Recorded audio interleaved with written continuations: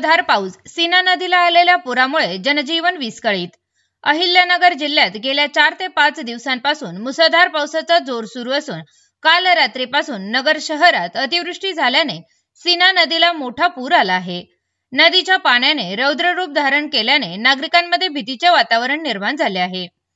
1996 नंतर पहिल्यांदाच अमरधान चौकात नदीचे पाणी शिरले असून परिसर पाण्याखाली गेला आहे। नगर कल्याण महामार्गावरील वाहतूक पूर्णपणे ठप्प झाली आहे। नदी पात्रालगतच्या अनेक घरांमध्ये पाणी शिरल्याने नागरिकांचे हाल झाले आहेत।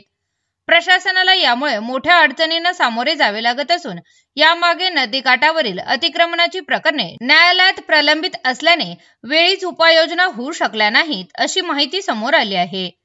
महापालिका प्रशासनाकडून तातडीने बचाव कार्य सुरू करण्यात आले असून पाण्याच्या बोटी उपलब्ध करून देत नागरिकांना सुरक्षित स्थळी हलवले जात आहे।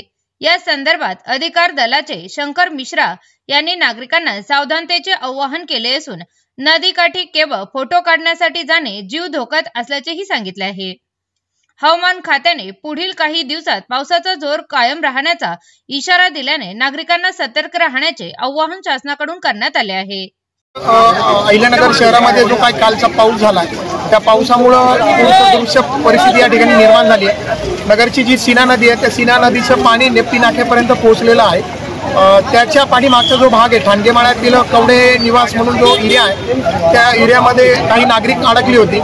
तर अहिल्यानगर महानगरपालिकेच्या अग्निशमन आणि आणीबाणी सेवेच्या प्रशासनानं माननीय आयुक्त साहेब तथा आमदार साहेब यांच्या मार्गदर्शनाखाली आम्ही बोट घेऊन आतमध्ये जाऊन त्या लोकांना रेस्क्यू केलेला आहे। त्याच्यामध्ये 2 लहान मुली आणि त्यांचे वडील, त्याचबरोबर एक वयोवृद्ध आणि आपला जो महानगरपालिकेचा संपलेला आहे तिथलचा एक हँडिकॅप कर्मचारी जो होता त्याला आम्ही त्या ठिकाणी रेस्क्यू केलं आहे। साधारणतः परत पाऊस येण्याची शक्यता आहे। IMDनं रेड अलर्ट किंवा येलो अलर्ट आपला जो जाहीर केला आहे त्याचं नागरिकांना आम्ही आवाहन करतोय की जास्त पाणी असल्यामुळे लोकांनी जास्त काही रिस्क घेऊ नये।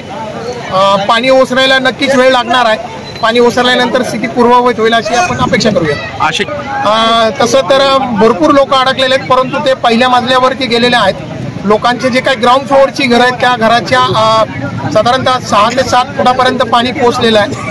आम्ही नागरिकांना आवाहन केलं होतं की त्यांनी यावं, परंतु काही नागरिक आलेत, काही नागरिक ते म्हणले की आम्ही सर्व व्यवस्थित आहोत।